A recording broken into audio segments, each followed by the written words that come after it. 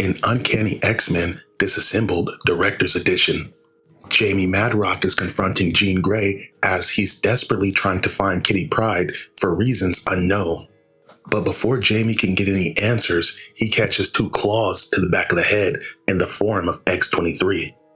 Now, Jamie Madrox is also known as the Multiple Man, and the next thing Jean knows, she has a vision of a bunch of X-Men fighting it out with a bunch of Jamie clones. But then Jean snaps out of it, and we find ourselves back at the Xavier Institute for Mutant Education and Outreach. Nightcrawler notices Jean doesn't look so good, and he asks her if she's okay. Now, Jean doesn't know, but what she does know is she needs to find Kitty Pryde. X-23 informs Jean that Kitty took some of the younger students out for a training exercise. Above North Carolina, we see Kitty Pryde flying one of the X-Men jets. As we see Kitty is accompanied by Armor, Pixie, Rockslide, Oya, Anoli, and Glob. Next thing Kitty Pryde knows, she doesn't have control of her powers as she starts phasing through the jet, subsequently shorting the thing out. Now Armor tells Pixie she needs them to teleport them out of there immediately, but Pixie isn't feeling so hot either. And unfortunately, the X-Men jet ends up crashing into this laboratory and goes up in a burst of flames. In Botswana, Africa, in the Kalahari Desert, we find none other than Storm and Beast as they're researching some kind of weather anomaly. See, a lake sprang up in the middle of the Kalahari Desert. Now, to the locals, this may look like some kind of miracle of God, but Beast states it's most certainly an anomaly, as even a pond needs time to cultivate proper bacteria in order to sustain life. Back in the city, we find the younger X-Men as they appear to have survived the jet crash.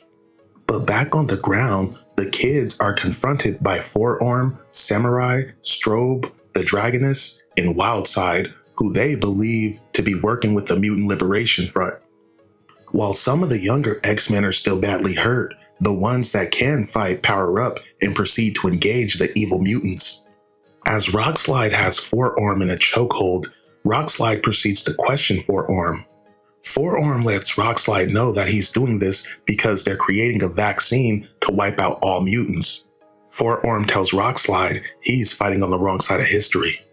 But up in the sky, we see Pixie flying high, going at it with the Dragoness. Pixie scolds the Dragoness for planning to blow up the laboratory. But the Dragoness is like, "You're one to talk, bitch, because you guys crashed your plane into it." Unfortunately for Pixie, the Dragoness proceeds to get the upper hand and subsequently drop her. Meanwhile, Anoli is still passed out as Anoli sustained some injuries during the plane crash. But he's confronted by the Multiple Man who questions him about Kitty Pryde's whereabouts. Anoli lets him know that Kitty vanished, to which Jamie is disappointed as he appears to be too late. As the evil mutants proceed to get the upper hand on the younger X-Men, the younger X-Men get some reinforcements in the form of Polaris, X-23, and Nightcrawler. Now Rockslide is like, fuck that, as Rockslide is still ready to fight. But Nightcrawler teleports him the fuck out of there anyway. Meanwhile, Polaris and X-23 team up for their own collaboration attack. As Polaris hurls X-23 towards the mutants, X-23 makes quick work of them all. Back in the city of Manhattan, we see Senator Ashton Allen.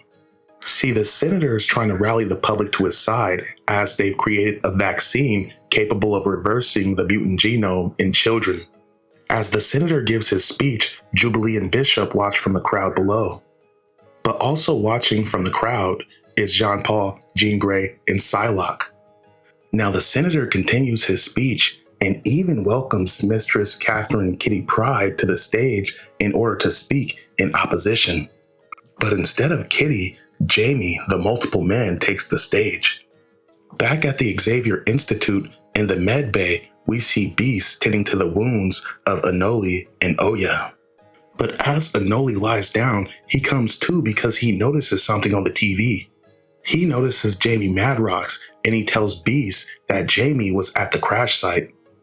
Jamie gives a speech letting people know that although there are a lot of differences between them, the biggest difference is that there is no difference. Jamie attempts to keep everyone calm and he informs them that they probably won't be hurt. Meanwhile, Jean reaches out telepathically to the X-Men to let them know they need to stop this before it spirals out of control. But unfortunately, the spiraling has already started as a fuck ton of Jamies proceed to make their way into the crowd. Jean and the X-Men mobilize and proceed to engage all the Jamie clones. But unfortunately, Jean is also dealing with a telepathic block from powers unknown. And at the same time that's going on, Angel seems to be telepathically communicating with persons unknown and not even helping Psylocke in the battle.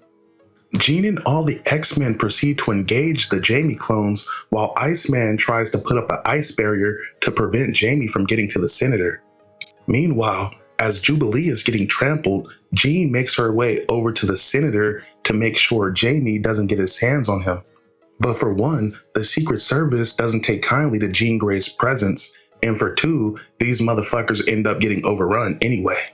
As Psylocke is still dealing with a fuck ton of Jamie clones, Angel is still communicating with persons unknown telepathically, and he just takes off and leaves Psylocke there. But Psylocke telekinetically manifests a sword and spear and proceeds to go in on the Jamie clones. Meanwhile, as the Jamie clones overwhelm the Senator, Jean Grey blasts them off of the Senator.